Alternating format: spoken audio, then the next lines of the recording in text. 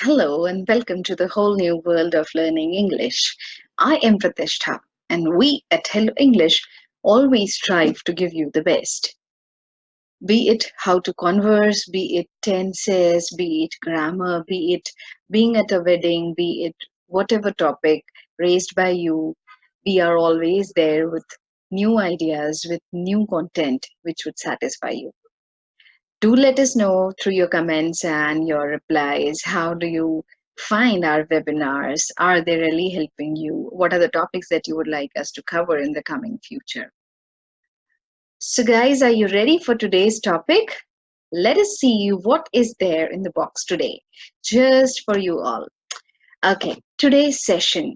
Let us talk about today's session. Today's session is all about you, your office, right? You, your salary, you, your vacation, you, planned leaves, unplanned leaves. And when there are leaves, you need to have leave applications. So we are going to talk about entirely your day at office. Okay. So before entering the office, you go to the interview hall and there is a number of rounds wherein you are facing the panel. You go in for the technical round, then there's a personal interview, and so on. And then the last thing that comes up is the salary. Now, what is a salary? Salary is the amount that is being paid to you for you giving your services. Now, you have been into this particular field for so long, or you are a fresher. You always work for something called as a salary. Now, how do you rate this salary? It cannot be rated, right? Because the amount of hard work that you have put across to come to this position cannot be compared something with a smaller amount or with a amount that the company is offering you.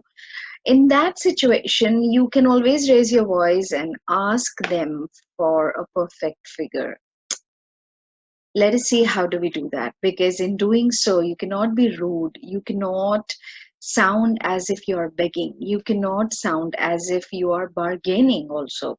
So how do we do that? Let us see in this session. Now, after you have completed your rounds of interviews and you reach to a question wherein the interviewer asks you, what is your salary range? What do you see? Where do you see yourself? What is it that you expect out of us? Or let us see this question, which you can see on the screen. May I ask what the salary range is? Generally, it's not advisable to give a range, because when it's a range, you give them a scope to bargain. You can always say, my salary range is quite flexible. I would, of course, like to be compensated fairly for my decade of experience and award winning sales record. Now, this is through the mouth of a person who has enough experience, who has been there for more than 10 years. Now, the experience really counts, because you go as a fresher, there is a scope that you can work at a lower range. But once you have crossed this limit of 5 years, 6 years, 7 years, and this particular person has crossed 10 years, it's a real big time.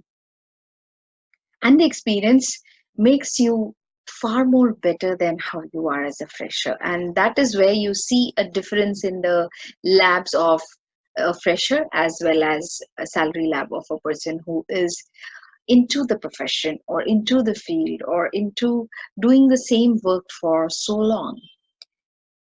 In this situation, if you are put and if the person offers you, say you are earning X and the person offers you X, you would not like to change your job. The first thing is you would always like something that is more than what you were doing, be it a position and salary, yes, of course.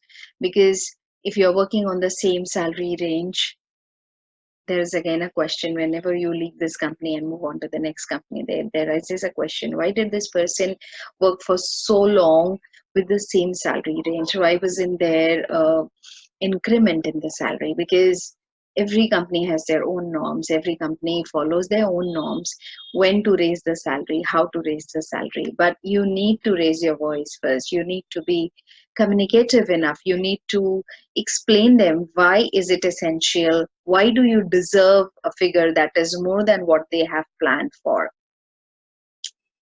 Committing to a salary range is a good way to avoid mentioning compensation before the hiring manager does.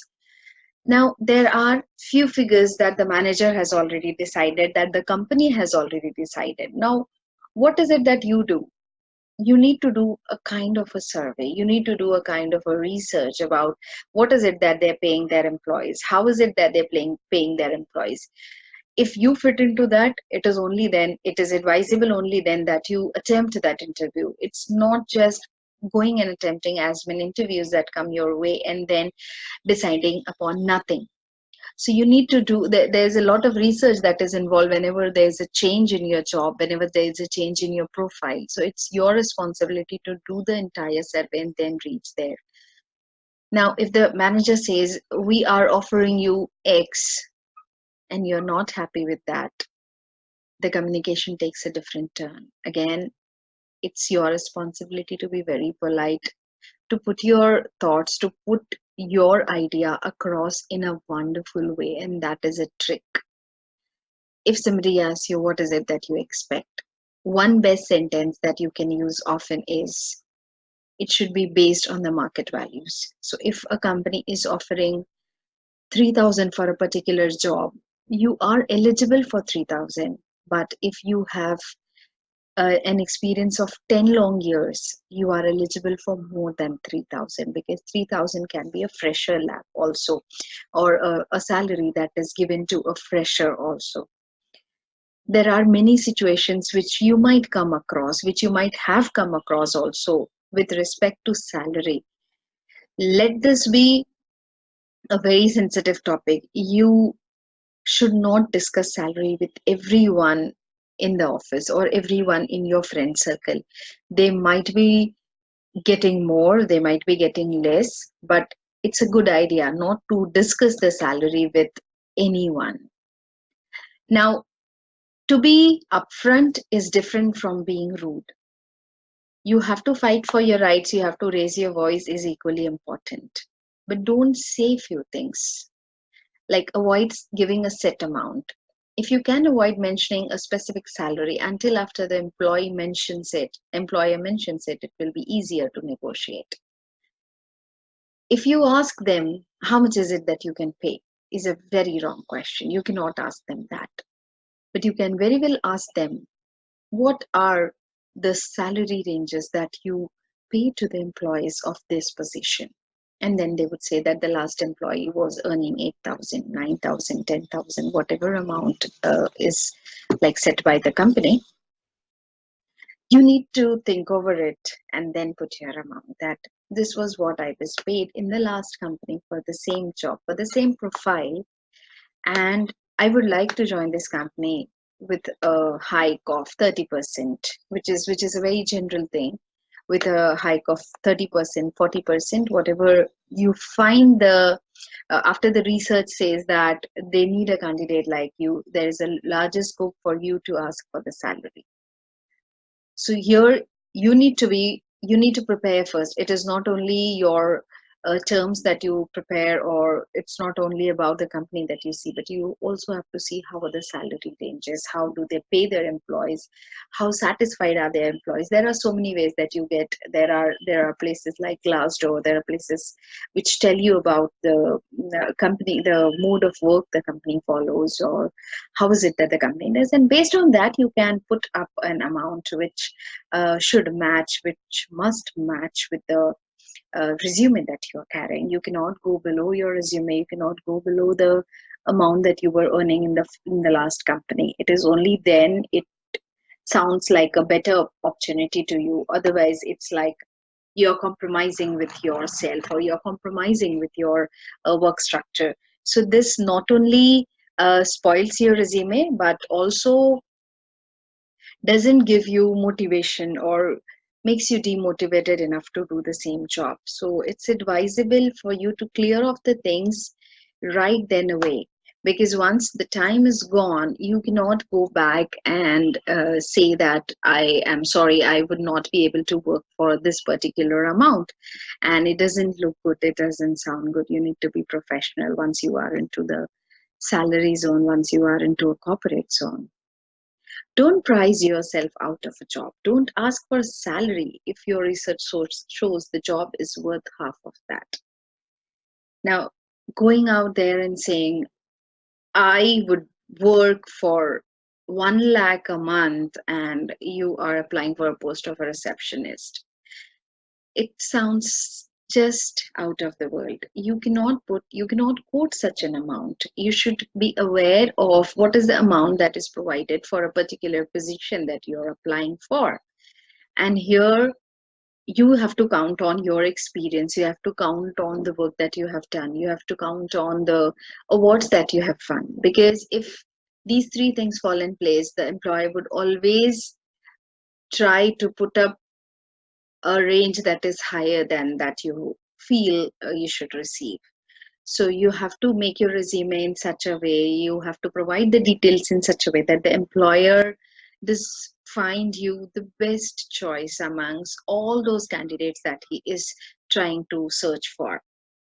You may price yourself out of a job offer if it comes to you too high. Now, if you feel that you are worth of 10,000 and the company is trying to put you somewhere in 6 or 7, you need to put that idea across, you need to communicate, you need to converse, and you need to put your thoughts so as to make sure that it's a win-win situation for both of you. It's not that you have to put down your shoes every time. The employer also is in need of you, and the employer also wants to hire you for his position because he has also done a market research, he has also gone through your profile, and he has found you as a best person, and that is where he has taken a decision to hire you. So this comes to, like, it's not only your need of the job but also the need of the employer. He would not also compromise with the quality work. He has, like, I asked you to do a research before entering into the interview hall, he has also done a research, double the research than you have done, because you are there working, you can also quit the job, but the person who is employing you relies on you for so many things, and it's like a chain reaction. If you do not work fine, the person standing next to you won't, and the thing goes on. So he cannot mess up with so many things which is like interrelated. So he also needs to be very particular while he's choosing the person. So he might not generally put you into a place wherein he is hiring you for a lower amount.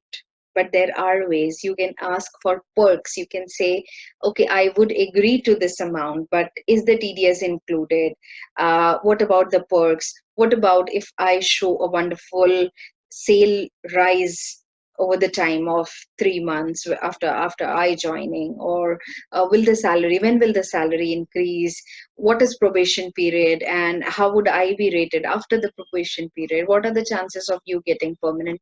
So these all factors come under a range wherein you start negotiating for the salary part, because if there are so many other things that you get out of the salary package, and if you feel that these are added benefits, you might take a step back.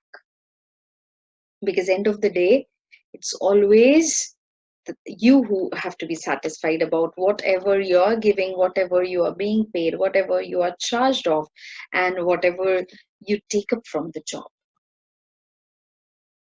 Don't be negative. Now, whenever you are negotiating, don't feel that I am not worth it. Even if the amount you're offered seems insultingly low, respond gracefully and ask if there is a room to negotiate. Negotiation and bargaining are two different things. Bargaining we are not doing, but we are negotiating. We are trying to put our point ahead, which might make the employer think about what he has decided upon. So even if he's offering you a lower amount, he might have reasons for that. Try to find out those reasons. Try to give a stronger point from your end, which might convince the employer to give you more than what he has already decided. He is not there to insult you, he is not there to put you down. but maybe there are situations due to which he is offering you this price. So you need to search that also. Now, plans. How many of you plan a vacation? How many of you plan a leave? And you know what? The best part is so many leaves become memorable when they are not planned, right? And the company is also aware of these unplanned leaves. So we generally get paid leaves, we generally get sick leaves. There are leaves which we plan, which there are leaves which we unplan also. Some leaves that come your way due to sickness are unplanned, and you are not trying to make memories out of it. But yes, when you are trying to make memories out of it, you need to plan so many things.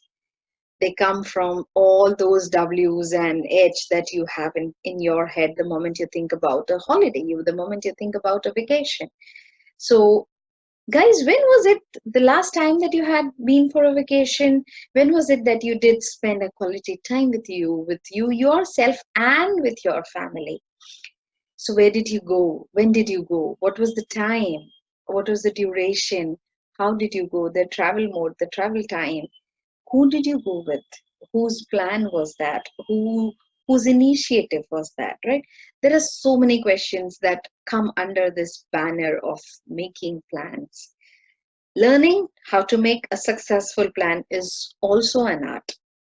Now, where are you going is very important, because you need to pick up a vacation only after you thinking about how good is that.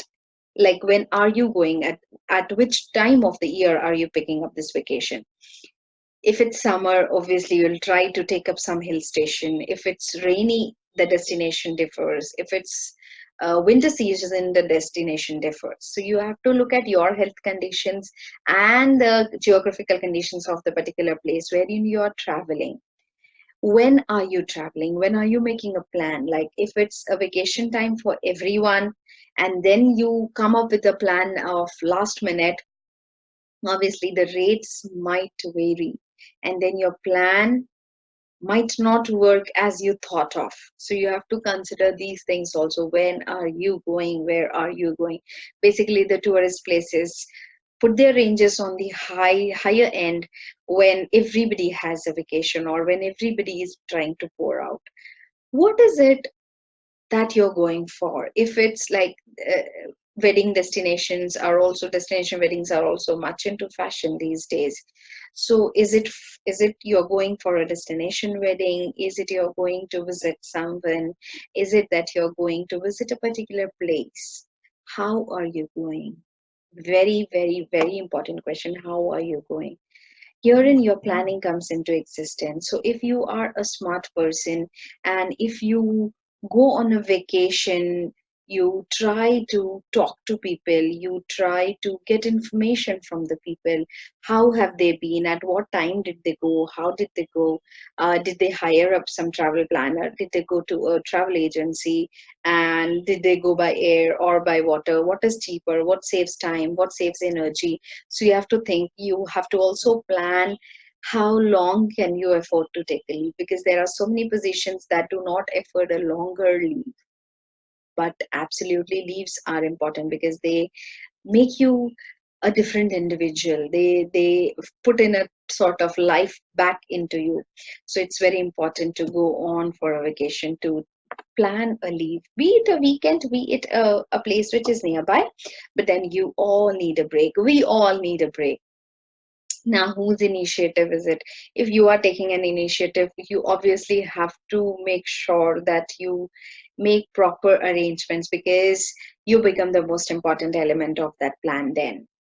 Now you have to write, rather, I would suggest you to make a brain map of all these questions and let get all the answers of this, and then try and plan your vacation. Because number of people, kids, old people with you, friends with you, the place, everything matters. Everything matters. So you have to consider every single aspect, be it small, be it big, before planning a vacation.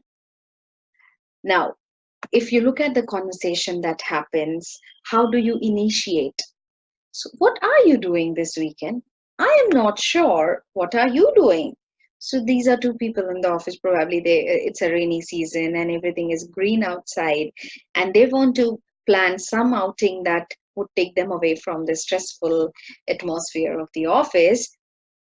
They are planning for something this weekend. So one person, a person A, asks person B, "What are you doing this weekend?" So he says, "I am not sure. What are you doing?"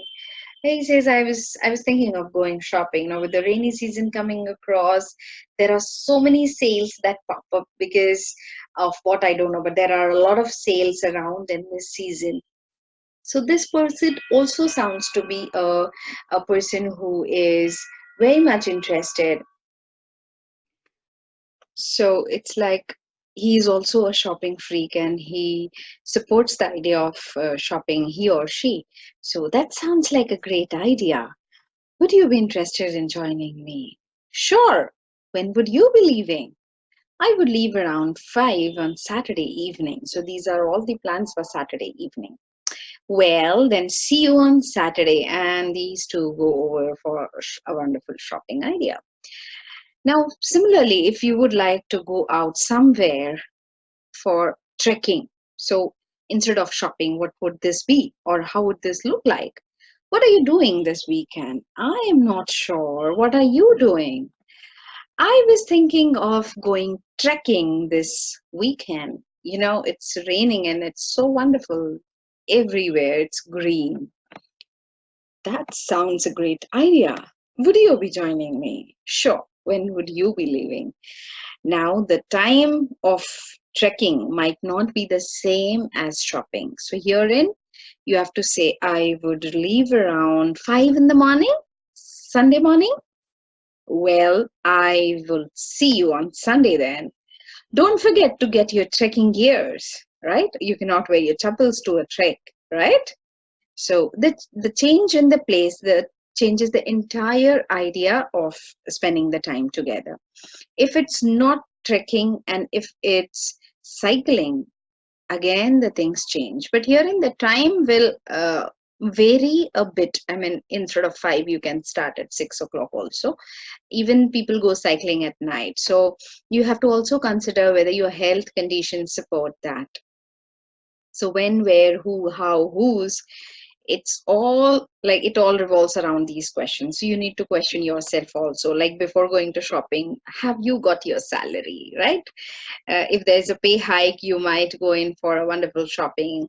So it depends, right? So everything is correlated. Your plans, your salary, your work profile, everything is correlated. So you need to take care of so many things when you are out. Okay. So once you have planned for a leave, now this is a weekend leave. You don't have to apply for a leave. But yes, there are many offices that do expect you to inform them if you are moving out of the place, right? So make sure that your official matters are covered before you leave the location. And but in the case wherein you are going for a longer weekend, or if it's um, like you're going out of country, or if you are going for a marriage function, which are like kind of unavoidable, you have to, because maintaining relations is also a part of your life, and you cannot neglect that. So herein what happens, I mean what do you do if you have to take a leave for say 4 days or 5 days or a week? So what do? You cannot go uninformed. If it's an unplanned leave also, you have so many gadgets with you. You can send an email. Generally leaves are no more letters now, leaves are applications. Okay, so now applying for a leave over an email. Earlier it was a leave letter, now it's a leave email, right? Now, what are the places that you take leave? You take leave if you're sick, a day leave, 2 day leave. You take leave when you're going out. You take leave when you're going for a marriage function. You take paternity leave, you take maternity leave. There are so many things that are there. Check out, the first thing that you check is whether you are eligible for a leave now. Check out if all your things are done so that they do not hinder your leave. If it's an unplanned leave, You cannot. I mean, if you're not well, if you are under the weather, or if you have got a sprain in your leg or something which happens, so that's an unplanned leave. So you cannot plan anything for that. But for other all leaves, you need to plan things. There are so many offices that provide paternity leave. There are so many offices that provide maternity leave. So you need to ask the HR also about the leaves that you are eligible for. Now, once everything is clear on that end, we move towards how do we write an email? What is it that we put in the email? How do we put everything in place so that our email is like apt enough to get you a leave? Otherwise, your boss will get annoyed. This person does not even know how to write an email for a leave. Forget about giving a leave to him. Jokes apart.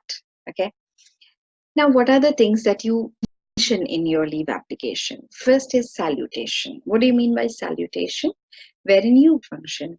Are you going on a tour? Are you going for a vacation? So your purpose of application should be there. Reason of leave. Same. Number of leaves needed. Now you have to also mention that I would be on leave from this date of the month to this date of the month, from 7th of December to 12th of December, or similar ways. So you need to also mention that into your leave application. Now, work plan during your absence. You cannot just take up a leave and move ahead. You have to also think that once you are out of the office, who is there to take care of the work, who is there to handle all those assignments that are under your banner. You have to set that. Then you have to mention that also. If you are handing over your job to somebody else, you have to mention that in my absence, Mr. So and so, Miss So and so would be responsible for all the work tenders that are put, or all the assignments that are going, or all the contracts that are being signed. So he is responsible. You cannot give the responsibility to any person that you see. You have to check up with the profile. You need to also see whether that person is diligent enough to do your work in your absence.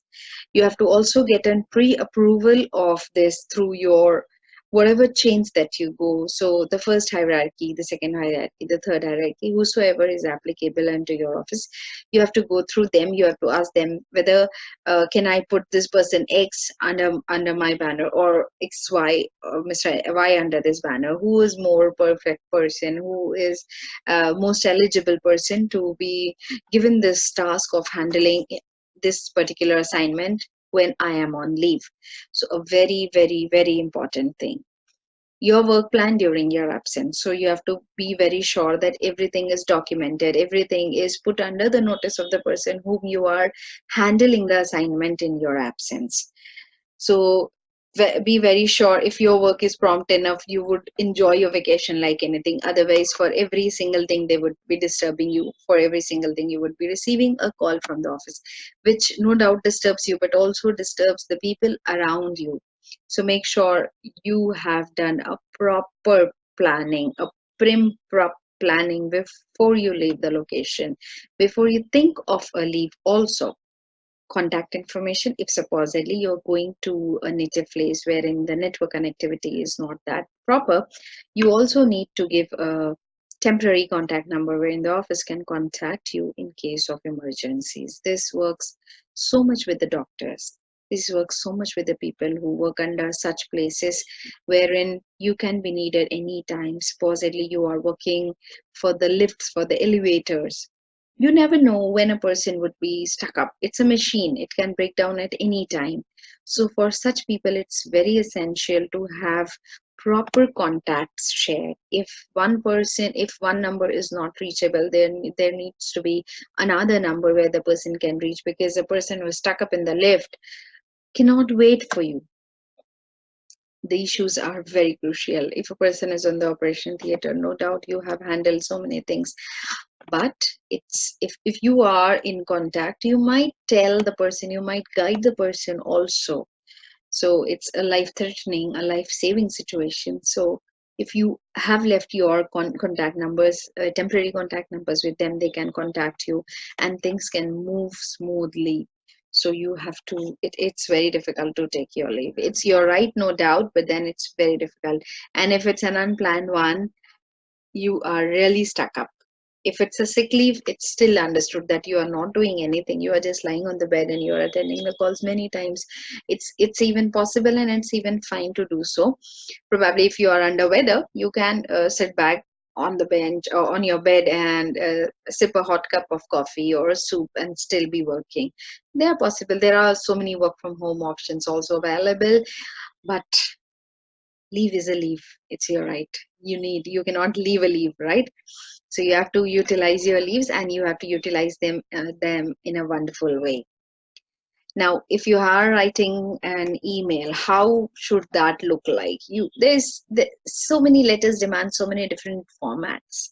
If it's a casual letter, it's different. If it's a formal, it's different. If it's an informal, it's totally different.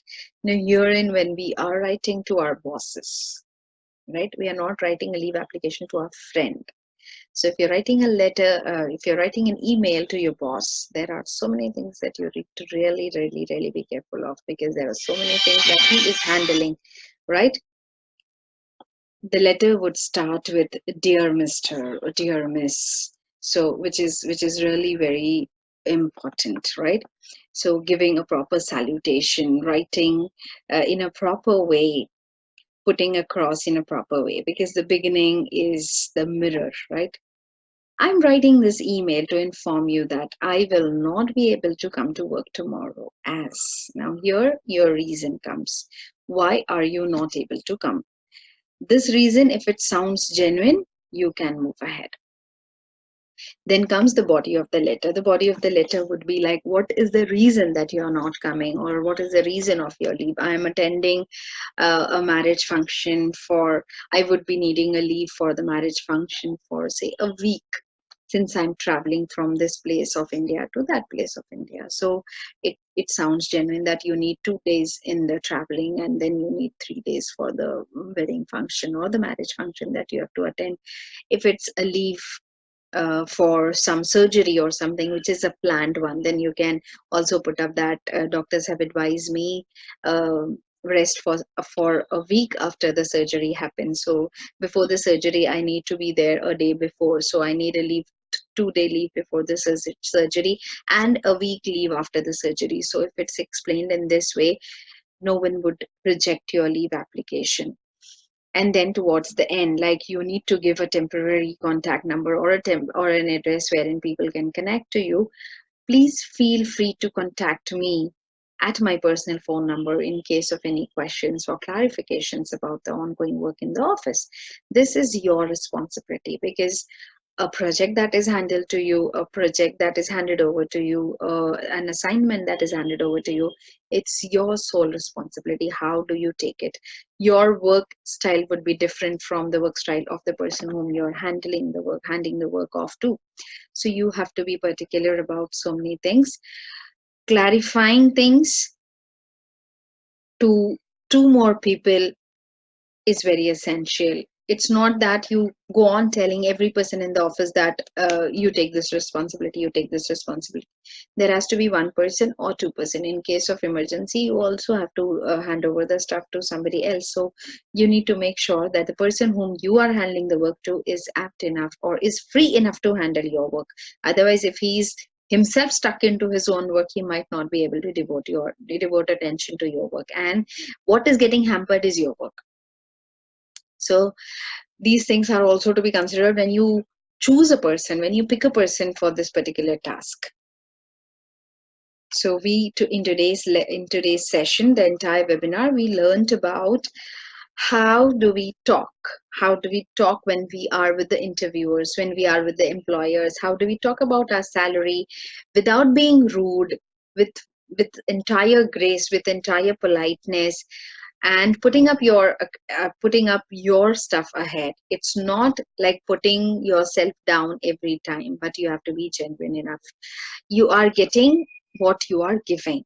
So be confident, do not be negative, do not feel low. Put your points across, do not bargain, but you can negotiate. And there are terms written. You may find wherever there's a job bond posted, you can find the salary range is between 40K to 50K. So you may get 40, you may get 41 also at times looking at your resume, but then you have to prepare yourself in that way.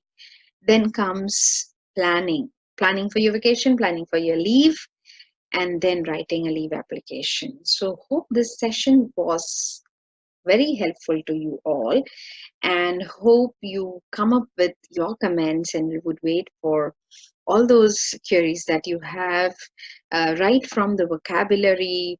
What do you do at the airport? We have been doing so many such webinars also, and we are lined up with so many more webinars to give you.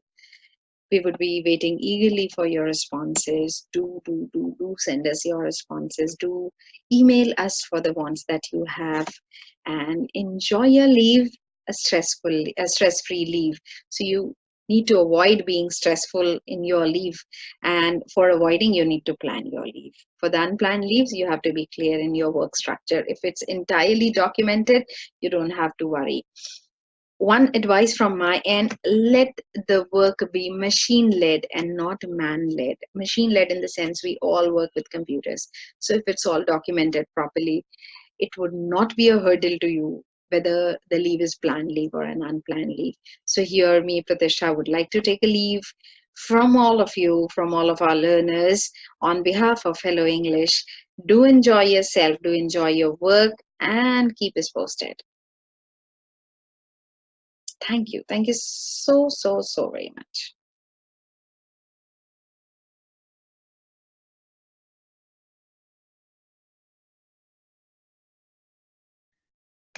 Hello, and welcome to the whole new world of learning English. I am Pratishtha, and we at Hello English always strive to give